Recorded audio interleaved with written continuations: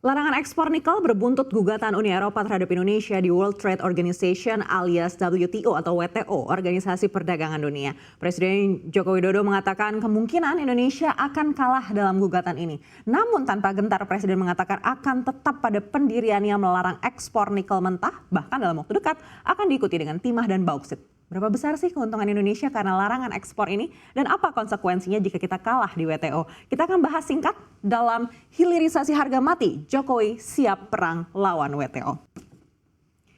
Iya, pertama kita akan langsung lihat apa sih yang membuat Indonesia sampai digugat. Di awal 2020, di tengah merebaknya pandemi COVID-19, Indonesia menyetop kegiatan ekspor nikel mentah. Aksi ini jelas dianggap merugikan oleh Uni Eropa sebagai salah satu pembeli terbesar nikel mentah dari Indonesia.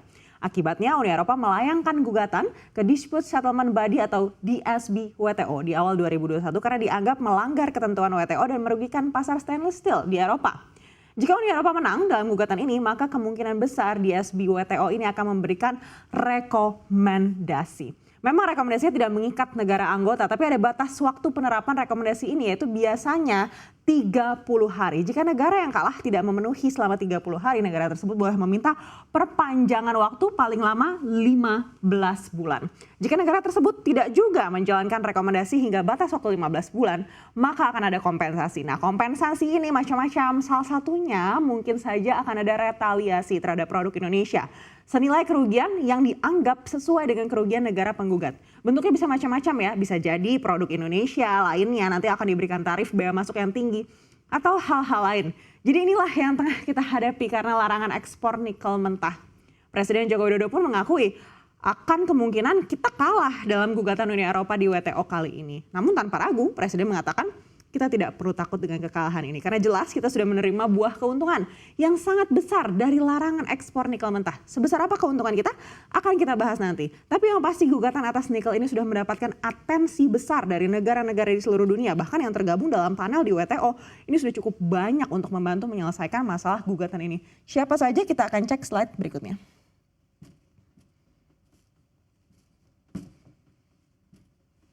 Ya, kita akan lihat negara mana saja yang memberikan atensi dalam panel gugatan Uni Eropa di WTO. Ada Brasil, lalu ada Kanada, ada China, ada Jepang, Korea, India, Rusia, Arab Saudi, Singapura, Turki, Ukraina, Uni Emirat Arab, dan juga Amerika Serikat. Padahal sebenarnya gugatan terkait ekspor-impor ke WTO ini sudah banyak sekali kasusnya. Kita bisa melihat gugatan New Zealand terhadap Australia pada kasus impor apel. Lalu ada juga gugatan Indonesia terhadap Amerika Serikat perihal rokok mentol waktu itu pada tahun 2010. Dan di 2018 juga pernah Amerika Serikat menggugat Indonesia atas larangan impor produk hortikultura Amerika Serikat. Jadi masalah gugatan ini sebenarnya banyak sekali terjadi sebelumnya.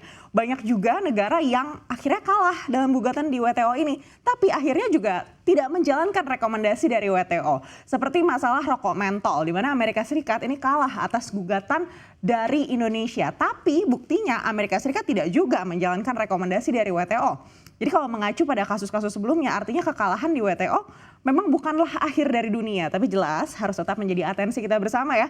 Karena meskipun kalah di WTO, Indonesia sudah berhasil mengeruk cuan yang luar biasa karena adanya larangan ekspor ini. Jelas-jelas ini disampaikan berkali-kali oleh Presiden Joko Widodo. Kita akan cek di slide berikutnya.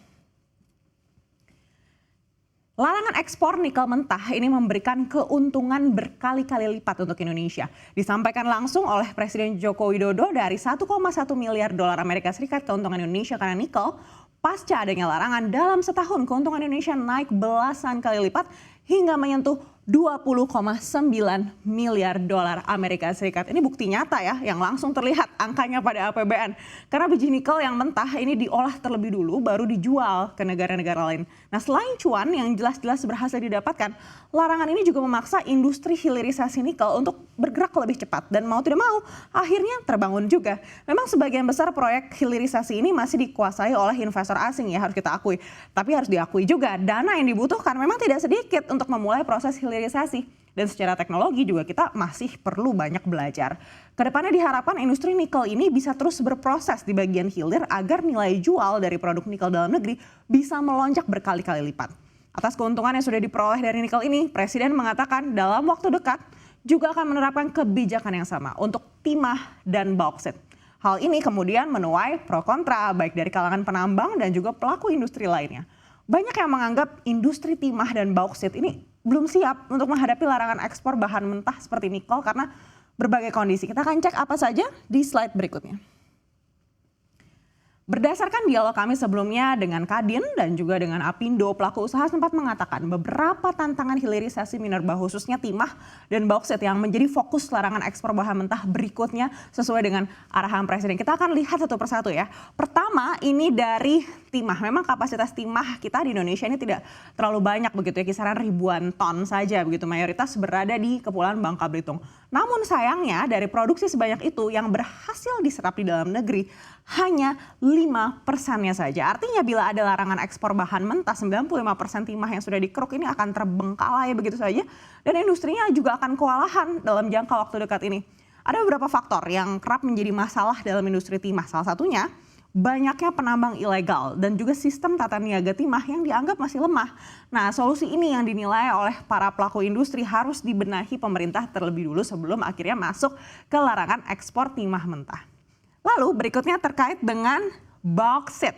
Bauksit di Indonesia ini jumlahnya cukup signifikan ya, mewakili 4% dari total cadangan bauksit yang ada di dunia. Sayangnya refinery bauksit di Indonesia hanya 3. Artinya bila tidak boleh menjual bahan mentah, maka sama seperti timah, bauksit yang sudah diambil dari tambang ini akan terkatung-katung tanpa kejelasan siapa yang akan menyerapnya. Ini tentu akan menjadi masalah besar bagi industri bauksit tanah air. Di sisi lain, untuk memulai proyek hilirisasi dibutuhkan dana yang tidak sedikit. Dibutuhkan dana paling tidak hingga 1,3 miliar dolar Amerika Serikat untuk membangun industri hilir. Dan perbankan belum tentu mau memberi kredit hingga jumlah tersebut karena satu dan lain hal begitu ya. Nah, akibatnya jika serapan minim dan stok bauksit melimpah, ini akan mengacaukan harga jual dan juga merusak produktivitas pertambangan bauksit di dalam negeri yang efek dominonya juga bisa berbahaya untuk kita semua. Nah, hal-hal ini yang menjadi sorotan oleh pelaku industri. Tapi langkah berani yang diambil oleh pemerintah ini harus diakui ya, memiliki tujuan yang mulia sebenarnya untuk mengangkat industri bahan mineral mentah ke barang setengah jadi atau ke barang jadi yang tentu akan memiliki nilai tambah lebih besar. Benua biru yang saat ini masih menjadi penguasa perdagangan logam mentah tentu saja terusik dengan kebijakan ini. Saat ini bahkan perdagangan logam ini masih mengacu ke London Metal Exchange yang di sepanjang 2021 saja nilai perdagangannya itu mencapai 15,6 triliun dolar Amerika Serikat. Apakah dengan adanya kebijakan larangan ekspor ini akan menggoyang bursa LMI?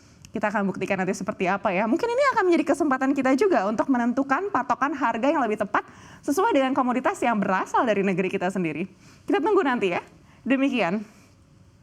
Pemerintah menyebut sebanyak 66 proyek strategis nasional atau PSN telah tuntas selama periode 2019 hingga 2021 senilai 414,3 triliun rupiah. Lantas PSN sektor apa lagi yang akan menjadi fokus pemerintah? Usai jeda kami akan membahasnya bersama dengan Direktur Perencanaan dan Pengembangan Proyek Infrastruktur Prioritas Nasional Sumedi Andono Mulyo serta ekonom Muhammad Nawir Messi. Tetaplah bersama kami.